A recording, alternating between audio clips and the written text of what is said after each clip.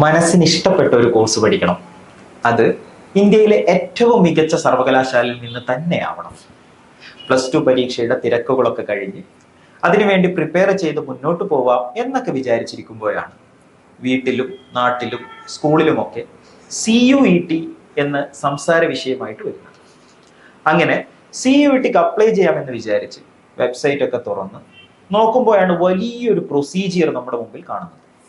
എങ്ങനെ അപ്ലൈ ചെയ്യും, ആരോട് സംസാരിക്കും തുടങ്ങിയ കൺഫ്യൂഷനുകളുമായിട്ട് വിദ്യാർത്ഥികൾ തലങ്ങും വിലങ്ങും ഓടുന്ന അവസരത്തിൽ അവർക്ക് CUETയുമായിട്ട് ബന്ധപ്പെട്ടിട്ടുള്ള എല്ലാ ചോദ്യങ്ങൾക്കും മറുപടിയുമായിട്ടാണ് നമ്മൾ ഇന്ന് വന്നിട്ടുള്ളത്. This is PV Shuaib. Guidance career ബ്ലോഗ്സിന്റെ ഇന്നത്തെ എപ്പിസോഡിൽ നമ്മൾ ചർച്ച ചെയ്യുന്നത് all about CUET. Common university entrance test എന്നുള്ളതിന്റെ ചുരുക്കപ്പേരാണ് CUET. പേര് സൂചിപ്പിക്കുന്നത് പോലെ തന്നെ ഇതൊരു കോമൺ ടെസ്റ്റാണ്. ഇന്ത്യയിൽ കേന്ദ്ര സർക്കാരിന്റെ മിനിസ്ട്രി ഓഫ് എഡ്യൂക്കേഷന്റെ കീഴിൽ പ്രവർത്തിക്കുന്ന 43 കേന്ദ്ര സർവകലാശാലകളിലേക്കുള്ള പ്രവേശനമാണ് CUET മുഖേന സാധ്യമാവുന്നത്. ഇതിൽ JNU, Hyderabad university, Jamia Millia, Aligarh university തുടങ്ങിയ അഖിലേന്ത്യാ റാങ്കിങ്ങിൽ മുന്നിൽ നിൽക്കുന്ന പല സർവകലാശാലകളും ഉൾപ്പെടുന്നുണ്ട്. CUET എന്ന് പറയുന്നത് ഒരു സെറ്റ് ഓഫ് എക്സാമിനേഷൻ ആണ്. ഇത് എഴുതുക വഴി, ഈ സെറ്റ് ഓഫ് എക്സാമിനേഷൻ എഴുതുക വഴി മുൻപൊക്കെയും ഉണ്ടായിരുന്നത് ഓരോ യൂണിവേഴ്സിറ്റിയിലും നമ്മൾ സെപ്പറേറ്റ് ആയിട്ട് അപേക്ഷിക്കേണ്ടിയിരുന്നു. ഇപ്പോൾ സെപ്പറേറ്റ് ആയിട്ട് അപേക്ഷിക്കേണ്ട ആവശ്യമില്ല. നമുക്ക് CUETയിൽ രജിസ്റ്റർ ചെയ്ത് എക്സാം എഴുതുക വഴി ഈ പറഞ്ഞ എല്ലാ യൂണിവേഴ്സിറ്റികളിലേക്കും നമുക്ക് പ്രവേശനം സാധ്യമാവുന്നതാണ്. CUET എന്ന് പറയുന്നത് 61 എക്സാമിനേഷനുകളുടെ ഒരു പാക്കേജാണ്. ഇതിൽ നമുക്ക് ഇഷ്ടമുള്ളത് തിരഞ്ഞെടുത്ത് എഴുതിയാൽ മതി. നമുക്ക് മാക്സിമം 10 എക്സാമിനേഷൻ വരെ എഴുതാനുള്ള സ്വാതന്ത്ര്യം CUET തരുന്നുണ്ട്. മെയ് 21 മുതൽ 31 വരെ 10 ദിവസങ്ങളിലായിട്ടാണ് ഈ എക്സാമിനേഷൻ നടക്കുന്നത്. +2 പരീക്ഷയ്ക്ക് ശേഷം നമ്മുടെ മുമ്പിൽ ഇനിയും ഒരു 10-40 ദിവസം CUETക്ക് വേണ്ടിയിട്ട് പ്രിപ്പയർ ചെയ്യാൻ വേണ്ടിയിട്ട് ലഭിക്കുന്നതാണ്. പക്ഷേ CUET എക്സാമിനേഷന് അപേക്ഷിക്കേണ്ട അവസാന തീയതി മാർച്ച് 30. നിലവിൽ ഒരു എക്സ്റ്റൻഷൻ കൂടി നമ്മൾ പ്രതീക്ഷിക്കുന്നുണ്ട്. അങ്ങനെ ഒരു എക്സ്റ്റൻഷൻ കൂടി ലഭിക്കുകയാണെങ്കിൽ 1-2 ആഴ്ച കൂടി അധിക സമയം CUETക്ക് വേണ്ടി അപേക്ഷിക്കാൻ നമുക്ക് ലഭിക്കുന്നതാണ്. +2 പരീക്ഷ കഴിഞ്ഞ ഏതൊരു വിദ്യാർത്ഥിക്കും ഒരു ഏജ് റെസ്ട്രിക്ഷനും ഇല്ലാതെ CUETക്ക് അപേക്ഷിക്കാവുന്നതാണ്. അപ്പൊ സ്വാഭാവികമായിട്ടും ഒരു ചോദ്യം നമ്മളിൽ ഉണ്ടാവും, +2 പരീക്ഷ കഴിഞ്ഞില്ലല്ലോ, എനിക്ക് CUETക്ക് അപേക്ഷിക്കാൻ വേണ്ടി പറ്റുമോ? തീർച്ചയായും പറ്റും. നിങ്ങൾ ഫോം ഫില്ല് ചെയ്യുമ്പോൾ അവിടെ പാസ്ഡ് എന്നും അപ്പിയറിംഗ് എന്ന് പറഞ്ഞിട്ടുള്ള 2 ഓപ്ഷൻസ് നമുക്ക് ലഭ്യമാവുന്നതാണ്. അതിൽ അപ്പിയറിംഗ് എന്ന് ക്ലിക്ക് ചെയ്തുകൊണ്ട് നമുക്ക് ഫോം ഫില്ലപ്പ് ചെയ്യാവുന്നതാണ്. 50% മാർക്കാണ് ഒട്ടുമിക്ക കോളേജുകളും CUETക്ക് എലിജിബിലിറ്റി ആയിട്ട് വെച്ചിട്ടുള്ളത്. അതായത് +2 പരീക്ഷയിൽ 50% മാർക്ക് നേടിക്കഴിഞ്ഞാൽ നിങ്ങൾ CUETക്ക് എലിജിബിൾ ആയി. പിന്നീട് CUETക്ക് നിങ്ങളുടെ സ്കോറിംഗ് എന്താണ് എന്നനുസരിച്ചിട്ടായിരിക്കും റാങ്ക് ലിസ്റ്റിൽ നിങ്ങളുടെ പേര് വരിക. CUET എക്സാമിന്റെ ഫോം ഫില്ല് ചെയ്യുന്നതിന് മുമ്പായിട്ട് ചില ഡോക്യുമെന്റ്സ് നമ്മൾ റെഡിയാക്കി വെക്കേണ്ടതുണ്ട്. അതിലൊന്ന് നമ്മുടെ ഫോട്ടോഗ്രാഫാണ്, ഒന്ന് നമ്മുടെ സിഗ്നേച്ചറാണ്.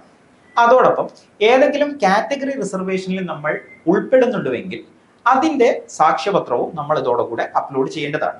ഉദാഹരണത്തിന് SC/ST, EWS, OBC non creamy layer, PWD തുടങ്ങിയ തരത്തിലുള്ള വിവിധ കാറ്റഗറി റിസർവേഷനിൽ നമ്മൾ പെടുകയാണെങ്കിൽ തഹസിൽദാർ സാക്ഷ്യപ്പെടുത്തിയിട്ടുള്ള താലൂക്ക് ഓഫീസിൽ നിന്നും കേന്ദ്ര സർവകലാശാല പർപ്പസിന് വേണ്ടിയിട്ടുള്ള ഈ സർട്ടിഫിക്കറ്റുകളൊക്കെയും തന്നെ നമ്മൾ അപ്ലോഡ് ചെയ്യേണ്ടതായിട്ടുണ്ട്.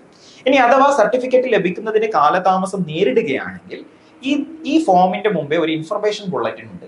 ആ ഇൻഫർമേഷൻ ബുള്ളറ്റിന്റെ അവസാന ഭാഗത്ത് ചില അഫിഡവിറ്റുകൾ വെച്ചിട്ടുണ്ട്. അതിൽ നമ്മൾ ഏത് കാറ്റഗറി റിസർവേഷനിലാണോ ഉൾപ്പെടുന്നത് അതിൽ ആ അഫിഡവിറ്റ് സാക്ഷ്യപ്പെടുത്തിക്കൊണ്ട്, വിദ്യാർത്ഥി തന്നെ സാക്ഷ്യപ്പെടുത്തിക്കൊണ്ട് അപ്ലോഡ് ചെയ്യാൻ വേണ്ടി സാധിക്കുന്നതാണ്. നിങ്ങളുടെ യഥാർത്ഥ ഒറിജിനൽ ഡോക്യുമെന്റ് അത് അഡ്മിഷൻ സമയത്ത് മാത്രം നിങ്ങളുടെ ബന്ധപ്പെട്ട ഇൻസ്റ്റിറ്റ്യൂട്ടിൽ അത് പ്രൊഡ്യൂസ് ചെയ്താൽ മതിയാവുന്നതാണ്. CUET.samarth.ac.in എന്നുള്ള വെബ്സൈറ്റ് വഴിയാണ് CUET എക്സാമിന് നമ്മൾ രജിസ്റ്റർ ചെയ്യേണ്ടത്. രജിസ്ട്രേഷന് മുമ്പായിട്ട് വെബ്സൈറ്റിൽ ഒരു ഇൻഫർമേഷൻ ബുള്ളറ്റിൻ അവൈലബിൾ ആവുന്നതാണ്. ഈ ഇൻഫർമേഷൻ ബുള്ളറ്റിൻ പലരും സ്കിപ്പ് ചെയ്തുകൊണ്ടാണ് CUET ആപ്ലിക്കേഷൻ ഫോം ഫില്ല് ചെയ്യുന്നത്. അതുകൊണ്ട് തന്നെ ഒരുപാട് കൺഫ്യൂഷൻസ് വിദ്യാർത്ഥികൾക്ക് സ്വാഭാവികമായിട്ടും ഉണ്ടാവുന്നുണ്ട്. ഇൻഫർമേഷൻ ബുള്ളറ്റ് നമ്മൾ കൃത്യമായി വായിച്ച് മനസ്സിലാക്കിയെങ്കിൽ മാത്രമേ ഓരോ പോയിന്റിലും, കാരണം CUET ഒരു ലോങ് പ്രൊസീജിയറാണ്, ആപ്ലിക്കേഷൻ ഫോം CUET ഇത് വളരെ ലോങ് ആയിട്ടുള്ള ഒരു പ്രൊസീജിയറാണ്.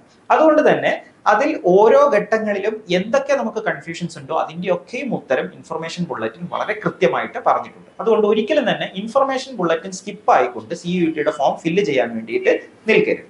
ഇൻഫർമേഷൻ ബുള്ളറ്റിൻ മനസ്സിലാക്കിയതിനു ശേഷം നമ്മൾ ആദ്യമായി നമ്മുടെ പേഴ്സണൽ ഇൻഫർമേഷൻസ് രജിസ്റ്റർ ചെയ്യേണ്ടതായിട്ടുണ്ട്. അതിൽ നമ്മുടെ പേര് വിവരങ്ങൾ, രക്ഷിതാക്കളുടെ വിവരങ്ങൾ, കമ്മ്യൂണിക്കേഷൻ ഡീറ്റെയിൽസ് ഇതൊക്കെയാണ് കൊടുക്കേണ്ടത്. ഇതിൽ വളരെ ശ്രദ്ധിക്കേണ്ടത് നമ്മൾ കൊടുക്കുന്ന ഫോൺ നമ്പറും ഇമെയിൽ ഐഡിയും നമ്മൾ യൂസ് ചെയ്യുന്നതായിരിക്കണം. കാരണം ഇത് മുഖേനയാണ് CUETയുമായിട്ട് നമ്മൾക്ക് കമ്മ്യൂണിക്കേറ്റ് ചെയ്യാനുള്ള അവസരം ലഭിക്കുക. അതുകൊണ്ട് ഈ ഫോൺ നമ്പറും ഇമെയിൽ ഐഡിയും നമ്മൾ കൊടുക്കുന്നത് നിലവിൽ യൂസ് ചെയ്യുന്നതായിരിക്കാൻ വളരെയധികം ശ്രദ്ധിക്കുക. അങ്ങനെ പേഴ്സണൽ ഇൻഫർമേഷൻ സബ്മിഷൻ കൊടുത്തു കഴിഞ്ഞാൽ നമ്മുടെ ഇമെയിൽ ഐഡിയിലേക്കും ഫോൺ നമ്പറിലേക്കും ഒരു ആപ്ലിക്കേഷൻ നമ്പർ വരുന്നതാണ്. ഈ ആപ്ലിക്കേഷൻ നമ്പറും അതുപോലെ തന്നെ നമ്മൾ ആദ്യമേ ഫിൽ ചെയ്ത് വെച്ചിട്ടുള്ള പാസ്വേഡ് മുഖേനയാണ് പിന്നീട് അടുത്ത ഘട്ടമായിട്ട് CUET വെബ്സൈറ്റിലേക്ക് നമ്മൾ ലോഗിൻ ചെയ്യേണ്ടതായിട്ടുള്ളത്. രണ്ടാമത് ആപ്ലിക്കേഷൻ ഫോം ഫില്ലിംഗ് ആണ്. ഇതിൽ നമ്മുടെ എഡ്യൂക്കേഷണൽ ക്വാളിഫിക്കേഷൻ, അതുപോലെ തന്നെ നമ്മുടെ കാറ്റഗറി ഏതാണോ ഇതൊക്കെയും തന്നെയാണ്, ഇതുമായിട്ട് ബന്ധപ്പെട്ട വിവരങ്ങളാണ് നമ്മൾ അവിടെ പൂരിപ്പിക്കേണ്ടതായിട്ടുള്ളത്. അതിൽ നമ്മൾ നേരത്തെ സൂചിപ്പിച്ചതുപോലെ +2 പരീക്ഷ നമ്മളുടെ റിസൾട്ട് വന്നിട്ടില്ല. അതുകൊണ്ട് തന്നെ അവിടെ അപ്പിയറിംഗ് എന്ന് വെച്ച കോളത്തിലാണ് നമ്മളത് ചെയ്യേണ്ടതായിട്ടുള്ളത്. അതിനു മുമ്പ് SSLCയുടെ നമ്മുടെ മാർക്ക് വിവരങ്ങൾ, +2 പരീക്ഷയ്ക്ക് നമ്മുടെ റിസൾട്ട് വരാത്തത് കൊണ്ട് തന്നെ +2 പരീക്ഷയ്ക്ക് അപ്പിയറിംഗ് എന്ന് മാത്രം നമ്മൾ ചെയ്താൽ മതിയാവുന്നതാണ്. CUET എന്ന് പറയുന്നത് ഒരു കമ്പ്യൂട്ടർ ബേസ്ഡ് എക്സാമിനേഷൻ ആണ്.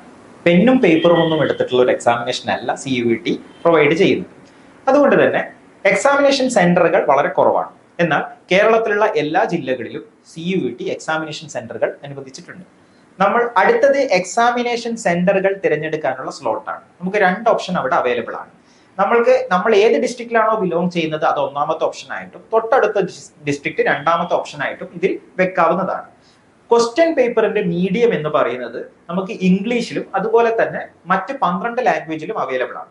കേരളത്തിൽ എക്സാം എഴുതുന്നവർക്ക് ഇംഗ്ലീഷിലും മലയാളത്തിലും ക്വസ്റ്റ്യൻ പേപ്പറുകൾ അവൈലബിൾ ആവുന്നതാണ്.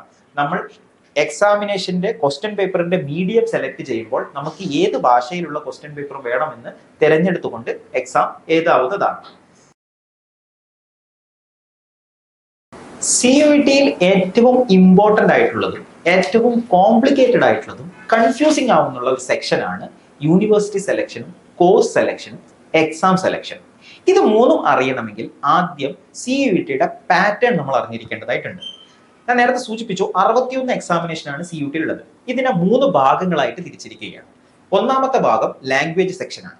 ആ ഒന്നാമത്തെ ഭാഗത്തെ തന്നെ 2ആയി തിരിച്ചിട്ടുണ്ട്, 1A 1B. 1A സെക്ഷനിൽ 13 ലാംഗ്വേജുകളാണ് ഉള്ളത്. ഈ 13 ലാംഗ്വേജുകളിൽ ഇംഗ്ലീഷ്, മലയാളം, കന്നഡ, തെലുഗു തുടങ്ങിയ ലാംഗ്വേജുകളാണ് ഉൾപ്പെടുന്നത്. 1B സെക്ഷനിൽ പേർഷ്യൻ, അറബിക്, ചൈനീസ് തുടങ്ങിയ ലാംഗ്വേജുകൾ ഉൾപ്പെടുന്ന ഒരു സ്ലോട്ടാണ്, 20 ഭാഷകൾ അടങ്ങുന്ന ഒരു സ്ലോട്ടാണ് 1B സെക്ഷൻ ഉള്ളത്. രണ്ടാമത്തത് സബ്ജക്ട് ഡൊമൈൻ സെക്ഷൻ ആണ്. ഇതിൽ 27 സബ്ജക്റ്റുകളാണ് ഉള്ളത്. ഈ 27 സബ്ജക്റ്റുകളിൽ നമ്മുടെ physics, chemistry, biology, sociology, political science തുടങ്ങിയിട്ടുള്ള മെയിൻ സബ്ജക്റ്റുകളാണ് ഇതിൽ ഉൾപ്പെടുന്നത്. മൂന്നാമത്തെ സെക്ഷൻ ജനറൽ ടെസ്റ്റ് ആണ്. ഇതിൽ കറണ്ട് അഫയേഴ്സ്, വൊക്കബുലറി, നമ്മുടെ ന്യൂമറിക്കൽ ആൻഡ് വെർബൽ എബിലിറ്റി ഇതൊക്കെ ചെക്ക് ചെയ്യുന്ന ഒരു പേപ്പറാണ് ജനറൽ പേപ്പർ. ഇങ്ങനെ 3 സെക്ഷൻ ആയിട്ടാണ് ഇതിനെ ഡിവൈഡ് ചെയ്തിട്ടുള്ളത്. ഒരു വിദ്യാർത്ഥിക്ക് 10 സബ്ജക്ട് സെലക്ട് ചെയ്യാനുള്ള ഓപ്ഷൻ CUET തരുന്നുണ്ട്. നമുക്ക് ഏതെങ്കിലും 10 സബ്ജക്ട്, മാക്സിമം 10 സബ്ജക്ട് വരെ നമുക്ക് ഇതിൽ എഴുതാവുന്നതാണ്. നമ്മൾ എങ്ങനെ സബ്ജക്ട് തിരഞ്ഞെടുക്കും എന്നാണ്. അതിനാദ്യം നമ്മൾ യൂണിവേഴ്സിറ്റി സെലക്ഷനിൽ പോകുമ്പോൾ നമ്മൾ ഏത് യൂണിവേഴ്സിറ്റിയിൽ ഏത് കോഴ്സ് ആണ് തിരഞ്ഞെടുക്കാൻ വേണ്ടി പോകുന്നത് എന്ന് ആദ്യമേ ധാരണ ഉണ്ടായിരിക്കണം. നമ്മൾ അവിടെ കോളത്തിൽ ഒരു യൂണിവേഴ്സിറ്റി ഇവിടെ എടുക്കുന്നു. സപ്പോസ് ഹൈദരാബാദ് യൂണിവേഴ്സിറ്റി നമ്മൾ അവിടെ ക്ലിക്ക് ചെയ്യുമ്പോൾ ഹൈദരാബാദ് യൂണിവേഴ്സിറ്റിയിൽ CUET പ്രകാരം കൊടുക്കുന്ന കോഴ്സുകളുടെ ലിസ്റ്റ് നമുക്ക് അവിടെ കാണാൻ വേണ്ടി സാധിക്കും. അതിൽ MSc ഇന്റഗ്രേറ്റഡ് ഫിസിക്സ് എന്നുള്ള ഓപ്ഷനിൽ നമ്മൾ ക്ലിക്ക് ചെയ്യുകയാണെങ്കിൽ ആ ഫിസിക്സിൽ CUETയിൽ നിന്നും ഏതൊക്കെ സബ്ജക്ട് എക്സാമിനേഷൻ എഴുതേണ്ടതുണ്ട് എന്ന് തൊട്ടടുത്ത കോളത്തിൽ നമുക്ക് കാണാൻ വേണ്ടി സാധിക്കും. ആ കോളത്തിൽ ഏതൊക്കെ എക്സാമിനേഷൻ ആണോ പറഞ്ഞിട്ടുള്ളത് ആ എക്സാമിനേഷൻ നമ്മൾ നിർബന്ധമായിട്ടും എഴുതിയിരിക്കണം. അങ്ങനെ ഒരു യൂണിവേഴ്സിറ്റി, ആദ്യം ഹൈദരാബാദ് യൂണിവേഴ്സിറ്റി എഴുതി, അവിടെ നിന്ന് നമ്മൾ MSc ഫിസിക്സ് എടുത്തു, പിന്നെ ഡൽഹി യൂണിവേഴ്സിറ്റിയിൽ നിന്നും BSc ഫിസിക്സ് എടുത്തു. അങ്ങനെ ഓരോ യൂണിവേഴ്സിറ്റി നമ്മൾ സെലക്ട് ചെയ്യുമ്പോഴും അതിന്റെ വലതുഭാഗത്ത് ആ യൂണിവേഴ്സിറ്റി ആ കോഴ്സിന് വേണ്ടിയിട്ട് CUET-യിൽ നിന്നും ഏതൊക്കെ എക്സാമിനേഷൻ ആണ് എഴുതേണ്ടതായിട്ടുള്ളത് എന്ന് കൃത്യമായിട്ട് പറഞ്ഞിട്ടുണ്ടാവും. അങ്ങനെ നമ്മുടെ യൂണിവേഴ്സിറ്റിയിൽ നമ്മൾ ചെയ്യാൻ ഉദ്ദേശിക്കുന്ന കോഴ്സും ഓരോന്നും സെലക്ട് ചെയ്തിട്ട് നമ്മൾ അതിൽ CUET-യിൽ നിന്നും പറയുന്ന ഏതൊക്കെ എക്സാമിനേഷൻ ആണ് എന്ന് മൊത്തം കാൽക്കുലേറ്റ് ചെയ്തിട്ടാണ് അടുത്തത് എക്സാം സെലക്ഷൻ എന്നുള്ള കോളം ഫില്ല് ചെയ്യേണ്ടതായിട്ടുള്ളത്. അപ്പോൾ നമ്മളൊരു 5 കോഴ്സ് 5 യൂണിവേഴ്സിറ്റികൾ സെലക്ട് ചെയ്തിട്ടുണ്ടെങ്കിൽ അതിൽ ടോട്ടൽ ആയിട്ട് 6 എക്സാമിനേഷൻ വന്നിട്ടുണ്ട് എന്ന് കരുതുക. അങ്ങനെയെങ്കിൽ ആ 6 എക്സാമിനേഷൻ ആണ് നമ്മൾ എക്സാം സെലക്ഷൻ കോളത്തിൽ ഫില്ല് ചെയ്യേണ്ടതായിട്ടുള്ളത്. അതുപോലെ തന്നെ ചില യൂണിവേഴ്സിറ്റികളിൽ ഒരേ സബ്ജക്റ്റ് തന്നെ CUET-യിൽ നിന്ന് ചോദിക്കാറുണ്ട്. സപ്പോസ് ഒരു യൂണിവേഴ്സിറ്റി A എന്ന് പറയുന്ന യൂണിവേഴ്സിറ്റിയിൽ BSc ഫിസിക്സിന് വേണ്ടിയിട്ട് ഫിസിക്സും ഇംഗ്ലീഷും മാത്രം എഴുതിയാൽ മതിയെങ്കിൽ B എന്ന് പറയുന്ന യൂണിവേഴ്സിറ്റിയിലും അതേ പാറ്റേൺ തന്നെയായിരിക്കും. അങ്ങനെയെങ്കിൽ Aക്കും Bക്കുമായിട്ട് നമ്മൾ ഈ എക്സാം മാത്രം എഴുതിയാൽ മതിയാകും. ഈ എക്സാം കൊണ്ട് തന്നെ 2 യൂണിവേഴ്സിറ്റികളിൽ നമുക്ക് എൻട്രിക്ക് വേണ്ടിയിട്ട് അപേക്ഷിക്കാവുന്നതാണ്. ഇതാണ് ഇതിന്റെ പാറ്റേൺ. ഇത് മനസ്സിലാക്കുമ്പോൾ നമ്മൾ ശ്രദ്ധിക്കേണ്ടത്, നമ്മൾ ചെറിയൊരു കോമൺ സെൻസ് ഇതിൽ ഉപയോഗിച്ച് കഴിഞ്ഞാൽ എല്ലാവരും മനസ്സിലാക്കേണ്ടത് ഇംഗ്ലീഷ് എന്ന് പറയുന്ന ലാംഗ്വേജും ജനറൽ ടെസ്റ്റും നിർബന്ധമായിട്ടും എഴുതിയിരിക്കണം. ഇനി ഒരാൾ സയൻസ് സ്ട്രീമിലാണ് പോകുന്നതെങ്കിൽ ഫിസിക്സ്, കെമിസ്ട്രി, മാത്തമാറ്റിക്സ് ഈ 3 സബ്ജക്ട് അഥവാ ബയോളജി സയൻസിന്റെ മേഖലയിലാണ് പോകുന്നതെങ്കിൽ ഫിസിക്സ്, കെമിസ്ട്രി, ബയോളജി, മാത്തമാറ്റിക്സ് ഈ 4 സബ്ജക്ട് ഡൊമൈനിൽ നിന്നും നമ്മൾ എഴുതണം. ജനറൽ പേപ്പറിൽ 1 എഴുതണം. അതുപോലെ തന്നെ ലാംഗ്വേജിൽ നിന്നും ഇംഗ്ലീഷ് എഴുതണം. ഇനി ഹ്യൂമാനിറ്റേറിയൻ സബ്ജക്റ്റ് ആണ് നമ്മൾ തിരഞ്ഞെടുക്കുന്നതെങ്കിൽ ഇംഗ്ലീഷ് നിർബന്ധമായിട്ടും എഴുതിയിരിക്കണം, ജനറൽ ടെസ്റ്റ് നിർബന്ധമായിട്ട് എഴുതിയിരിക്കണം. പിന്നെ നമ്മൾ ഏത് കോഴ്സാണ് ഹ്യൂമാനിറ്റീസ് സെലക്ട് ചെയ്യാൻ പോകുന്നത്, അത് പൊളിറ്റിക്കൽ സയൻസ് ആയിരിക്കാം, സോഷ്യോളജി ആയിരിക്കാം, ഏത് സബ്ജക്റ്റ് ആണെങ്കിലും ആ സബ്ജക്റ്റ് നമ്മൾ എഴുതാൻ വേണ്ടിയിട്ട് ശ്രദ്ധിക്കേണ്ടതാണ്. അപ്പോൾ ഇങ്ങനെ എഴുതുമ്പോൾ ഒരുപാട് ഓപ്ഷൻസ് നമ്മുടെ മുമ്പിൽ അവൈലബിൾ ആവും. കാരണം ഒരു യൂണിവേഴ്സിറ്റിയിൽ ഒരു എക്സാമിനേഷൻ എഴുതിക്കൊണ്ട് തന്നെ പല യൂണിവേഴ്സിറ്റികളിലേക്ക് അപേക്ഷിക്കാൻ വേണ്ടിയിട്ട് നമുക്ക് സാധിക്കും എന്നുള്ള ഒരു പ്ലസ് പോയിന്റ് ഇതിലൂടെ നമുക്ക് ലഭിക്കുന്നതാണ്. ഇനി ഇതിന്റെ ഒരു ഫീ സ്ട്രക്ചറുമായിട്ട് ബന്ധപ്പെട്ടിട്ടുള്ളതാണ്. 10 എക്സാം വരെ നമുക്ക് എഴുതാവുന്നതാണ്. പക്ഷെ 10 എക്സാം എഴുതേണ്ട ആവശ്യമില്ല. അത് ഓരോ വ്യക്തിയെ സംബന്ധിച്ച് ഡിപ്പെൻഡന്റ് ആണ്. ഒരാൾ തന്നെ ഒരുപാട് കോഴ്സുകൾ ഇനി സയൻസ് സ്ട്രീമിലും ഹ്യൂമാനിറ്റീസ് സ്ട്രീമിലും ഒക്കെയും തന്നെ അപേക്ഷിക്കുകയാണെങ്കിൽ ആ വിദ്യാർത്ഥിയെ സംബന്ധിച്ചിടത്തോളം ചിലപ്പോൾ 10 എഴുതേണ്ടതായിട്ട് വരും. എന്നാൽ മാക്സിമം 3ഓ 5ഓ സബ്ജക്ട് കൊണ്ട് തന്നെ നമുക്ക് ഒരുപാട് യൂണിവേഴ്സിറ്റിയിൽ അപേക്ഷിക്കാൻ വേണ്ടി പറ്റുന്നതാണ്. അത് എങ്ങനെയെന്നാണ് നോക്കാം. 3 സബ്ജക്ട് വരെ നമ്മൾ എഴുതുകയാണെങ്കിൽ അതിന്റെ ഫീസ് 750 രൂപയാണ്. 7 സബ്ജക്ട് വരെയാണ് നമ്മൾ എഴുതുന്നതെങ്കിൽ അതിന്റെ ഫീസ് 1500 രൂപയാണ്. 10 വരെ സബ്ജക്ട് നമ്മൾ എഴുതുകയാണെങ്കിൽ അതിന്റെ ഫീസ് 1750 രൂപയാണ്. അതുപോലെ തന്നെ കാറ്റഗറി വൈസ് ഇതിൽ ചെറിയ ഇളവുകളുണ്ട്. SC/STക്കും OBCക്കും സെപ്പറേറ്റ് ആയിട്ടുള്ള റേറ്റ് ആണ്. ഇതിൽ ചെറിയൊരു ഇളവ് അവർക്ക് ലഭിക്കുന്നതാണ്. ഈ ഒരു ഫീസ് സ്ട്രക്ചർ ആണ്. അപ്പൊ നമ്മൾ തിരഞ്ഞെടുക്കുമ്പോൾ പ്രത്യേകം ശ്രദ്ധിക്കുക, ഇംഗ്ലീഷും ജനറൽ ടെസ്റ്റും നിർബന്ധമായിട്ടും എഴുതിയിരിക്കണം. ഇനി സയൻസ് സ്ട്രീമിലാണ് നമ്മൾ പോകുന്നതെങ്കിൽ ഫിസിക്സ്, കെമിസ്ട്രി, മാത്തമാറ്റിക്സ് അതുപോലെ തന്നെ ബയോളജി ആവശ്യമുണ്ടെങ്കിൽ അത് തിരഞ്ഞെടുത്ത് എഴുതിയിരിക്കണം. ഇനി അഥവാ ഹ്യൂമാനിറ്റേറിയൻ സ്ട്രീമിലേക്കാണ് പോകുന്നതെങ്കിൽ പൊളിറ്റിക്കൽ സയൻസോ സോഷ്യോളജിയോ എക്കണോമിക്സോ ഏത് സബ്ജക്റ്റ് ആണോ നമ്മൾ തിരഞ്ഞെടുക്കുന്നത് അതുമായിട്ട് ബന്ധപ്പെട്ട ടെസ്റ്റുകളൊക്കെ തന്നെ എഴുതിയിരിക്കണം. ഇത് നമ്മൾ ശ്രദ്ധിക്കേണ്ടത്, ഓരോ യൂണിവേഴ്സിറ്റിയും നമ്മൾ തിരഞ്ഞെടുത്തുകൊണ്ട് അവിടെ ഏത് കോഴ്സാണോ നമ്മൾ പഠിക്കാൻ ആഗ്രഹിക്കുന്നത് അതനുസരിച്ച് അവിടെ പറഞ്ഞിട്ടുള്ള കോളത്തിൽ നിന്നും ഏതൊക്കെ CUET സബ്ജക്റ്റ് ആണോ അത് സെപ്പറേറ്റ് ഒരു പേപ്പറിൽ നോട്ട് ചെയ്തുകൊണ്ട് വേണം അവസാനം അത് ഫില്ല് ചെയ്യേണ്ടതായിട്ടുള്ളത്. ഇത് കൃത്യമായിട്ട് നമ്മൾ ഫോളോ ചെയ്താൽ കൂടുതൽ യൂണിവേഴ്സിറ്റിയിലേക്ക് നമുക്ക് അപ്ലൈ ചെയ്യാനും അതുപോലെ തന്നെ കുറച്ച് എക്സാമിനേഷൻ എഴുതിക്കൊണ്ട് കൂടുതൽ യൂണിവേഴ്സിറ്റിയിലേക്ക് നമുക്ക് അപ്ലൈ ചെയ്യാനുള്ള ഒരു അവസരം നമുക്ക് ലഭിക്കുന്നതാണ്. ഇവിടെയാണ് പലരും കൺഫ്യൂഷൻ ആയിട്ട് നിൽക്കുന്നത്. ഇത് കുറച്ച് ഹോംവർക്ക് ചെയ്തുകൊണ്ട് ചെയ്യേണ്ട ഒരു പരിപാടിയാണ്. ഒരു 1/4 മണിക്കൂർ നമ്മൾ അതിന് വേണ്ടിയിട്ട് ഇരുന്ന് കഴിഞ്ഞാൽ ഓരോ യൂണിവേഴ്സിറ്റി ക്ലിക്ക് ചെയ്യുമ്പോൾ തന്നെ അതിന്റെ വലതുഭാഗത്ത് അവിടെ പ്രൊവൈഡ് ചെയ്യുന്ന കോഴ്സ് വരുന്നുണ്ട്. ആ കോഴ്സിൽ CUET-ൽ നിന്ന് ഏതൊക്കെ എക്സാമിനേഷൻ എഴുതും എന്നും പറയുന്നുണ്ട്. എത്ര നമുക്ക് യൂണിവേഴ്സിറ്റിക്ക് വേണ്ടിയിട്ടും ഇതിൽ അപേക്ഷിക്കാൻ വേണ്ടി പറ്റുന്നതാണ്. അടുത്തത് നമ്മുടെ ഡോക്യുമെന്റ്സ് അപ്ലോഡ് ചെയ്യുന്ന സെക്ഷനാണ്. ഇതിൽ നമ്മുടെ ഫോട്ടോഗ്രാഫ്, നമ്മുടെ സിഗ്നേച്ചർ, കാറ്റഗറി റിസർവേഷനുമായിട്ട് ബന്ധപ്പെട്ടിട്ടുള്ള നമ്മുടെ സർട്ടിഫിക്കറ്റ് എന്തൊക്കെയുണ്ടോ ഇതൊക്കെയും തന്നെ അപ്ലോഡ് ചെയ്യേണ്ടതായിട്ടുണ്ട്.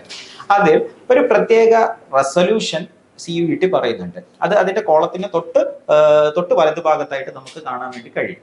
അപ്പൊ ഈ റെസൊല്യൂഷനിൽ കൃത്യമായിട്ട് നമ്മൾ ആ ഫോട്ടോയെയും സിഗ്നേച്ചറിനെയും അതുപോലെ തന്നെ PDF ഡോക്യുമെന്റ് ഒക്കെയും തന്നെ അപ്ലോഡ് ചെയ്ത് കഴിഞ്ഞാൽ നമുക്ക് നമ്മുടെ ഫോമിന്റെ ഒരു മോഡൽ നമുക്ക് അവിടെ കാണാൻ കഴിയും.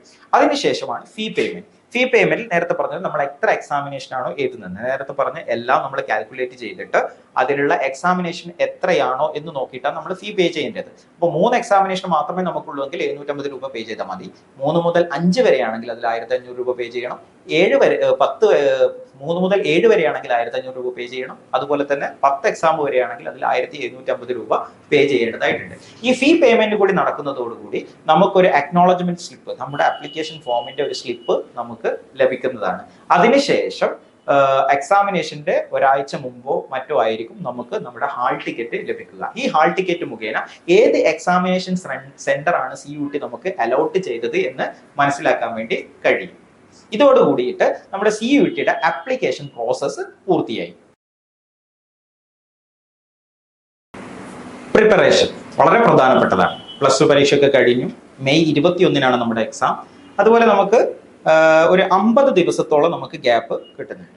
ഈ ഗ്യാപ്പിൽ നമ്മൾ ഏതെങ്കിലും കോച്ചിങ്ങിന് പോകണോ, അല്ലെങ്കിൽ സ്പെഷ്യലായിട്ട് എന്തെങ്കിലും എഫേർട്ട് എടുക്കേണ്ടതായിട്ടുണ്ടോ എന്നുള്ളത് സ്വാഭാവികമായിട്ടും എല്ലാവരും ചോദിക്കുന്ന സംശയമാണ്. നമ്മൾ ആദ്യം മനസ്സിലാക്കേണ്ടത് ഈ 61 എക്സാമിനേഷന്റെയും സിലബസ് CUETയുടെ വെബ്സൈറ്റിൽ അവൈലബിൾ ആണ്. ആ സിലബസ് നമ്മൾ മനസ്സിലാക്കിക്കൊണ്ടാണ് നമ്മൾ ഇതിന് പഠിക്കേണ്ടത്. ആദ്യം ലാംഗ്വേജ് സെക്ഷനിൽ നമ്മൾ ഏതെങ്കിലും എക്സാം ചെയ്തിട്ടുണ്ടെങ്കിൽ മനസ്സിലാക്കുക, ലാംഗ്വേജിൽ റീഡിംഗ് കോംപ്രഹെൻഷനും വൊക്കാബുലറിയുമാണ് പ്രധാനമായിട്ടും ചോദിക്കുന്നത്. അതുകൊണ്ട് തന്നെ ആ ഭാഗം മാത്രം നമ്മൾ ലാംഗ്വേജ് സെക്ഷനിൽ ശ്രദ്ധിച്ചാൽ മതിയാകും. സബ്ജക്ട് ഡൊമൈനിലാണെങ്കിൽ ഏത് സബ്ജക്റ്റ് ആണോ നമ്മൾ എക്സാം എഴുതുന്നത് ആ സബ്ജക്റ്റുമായിട്ട് ബന്ധപ്പെട്ട +2 വരെ നമ്മൾ പഠിച്ചിട്ടുള്ള കാര്യങ്ങൾ, NCERT സിലബസ് അനുസരിച്ച് നമ്മൾ +2 വരെ പഠിച്ചിട്ടുള്ള കാര്യങ്ങളായിരിക്കും സബ്ജക്ട് ഡൊമൈനിൽ പ്രധാനമായിട്ടും ചോദിക്കുക. അതുകൊണ്ട് തന്നെ +2 വരെ നമ്മൾ പഠിച്ചിട്ടുള്ള പുസ്തകങ്ങൾ മാത്രം റെഫർ ചെയ്താലും നമുക്ക് എക്സാം വളരെ കോൺഫിഡന്റോട് കൂടിയിട്ട് നേരിടാൻ വേണ്ടി പറ്റുന്നതാണ്. മൂന്നാമത്തത് ജനറൽ ടെസ്റ്റ് ആണ്. ഇതിൽ കുറച്ച് ജനറൽ നോളജ്, കറണ്ട് അഫയേഴ്സുമായിട്ട് ബന്ധപ്പെട്ട ചില ചോദ്യങ്ങൾ, numerical ability, mathematical ability, verbal reasoning, ഇതൊക്കെ തുടങ്ങിയിട്ടുള്ളതാണ് ജനറൽ ടെസ്റ്റിൽ വരിക. അതിൽ ഒരുപാട് പിന്നെ ഇതുമായിട്ട് ബന്ധപ്പെട്ട് കഴിഞ്ഞ കൊല്ലം CUETയുടെ ക്വസ്റ്റ്യൻ പേപ്പർ നമുക്ക് അവൈലബിൾ ആണ്. അത് നോക്കുക. അതല്ലെങ്കിൽ ഒരുപാട് പ്രിന്റഡ് ബുക്സ് ഇതുമായിട്ട് ബന്ധപ്പെട്ടിട്ട് റീസണിങ്ങുമായിട്ടൊക്കെ ബന്ധപ്പെട്ടിട്ടുള്ളത് ഇപ്പോൾ മാർക്കറ്റിൽ അവൈലബിൾ ആണ്. അത് മാത്രം നമ്മൾ പ്രിപ്പയർ ചെയ്താൽ മതിയാകും. ഇങ്ങനെ പ്രിപ്പയർ ചെയ്ത് കഴിഞ്ഞാൽ കൃത്യമായ പ്രിപ്പറേഷൻ, ഒരു 50 ദിവസത്തെ പ്രിപ്പറേഷൻ നമ്മൾ നടത്തുകയാണെങ്കിൽ CUETയിൽ നമുക്ക് ഉന്നത സ്കോറോട് കൂടിയിട്ട് തന്നെ വളരെ മികച്ച സർവകലാശാലകളിലേക്ക് നമുക്ക് അഡ്മിഷൻ നേടാൻ വേണ്ടി സാധിക്കും. എല്ലാവർക്കും നല്ലൊരു എക്സാമിനേഷൻ ആശംസിച്ചുകൊണ്ട്, നല്ലോണം പ്രിപ്പയർ ചെയ്തുകൊണ്ട്, ഉയർന്ന മാർക്കോട് കൂടിയിട്ട് ഉയർന്ന വിദ്യാഭ്യാസ സ്ഥാപനങ്ങളിൽ അഡ്മിഷൻ ലഭിക്കട്ടെ എന്ന് ആശംസിച്ചുകൊണ്ട് നമ്മൾ സൈൻ ഓഫ് ചെയ്യുകയാണ്. Good bye.